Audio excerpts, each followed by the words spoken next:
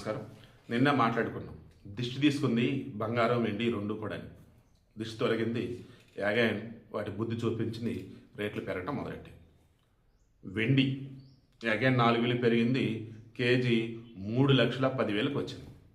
Correction జరిగిద్ది అని అనుకొని ఎవరైనా అమ్ముకొని ఉంటే ఇబ్బంది లేదు, మరలా తగ్గే ఛాన్స్ ఉండొచ్చు, అప్పుడు హ్యాపీగా కొనుక్కోండి. లేదు మా దగ్గర డబ్బు ఉందిలే ఏం పర్లేదు కొనుక్కుంటే మీ చాయిస్. నెక్స్ట్ బంగారం 22 క్యారెట్ గోల్డ్ 10 గ్రాములు వచ్చేసి 350 రూపాయలు పెరిగింది. దెన్ 1,31,800 రూపాయలు ఉంది. 24 క్యారెట్ గోల్డ్ 380 రూపాయలు పెరిగింది. ఇది 1,43,780 రూపాయలుగా ఉంది. 24 క్యారెట్ గోల్డ్ 10 గ్రాముల బంగారం. సో బంగారం పెరగటమే తెలుసు, దానికి ఒకటి తగ్గితే కాసేపు రెస్ట్.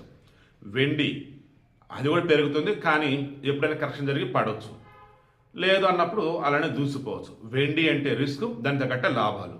బంగారం అన్నప్పుడు సేఫ్ మోడ్లోనే ప్రాఫిట్స్. ఇది విషయం.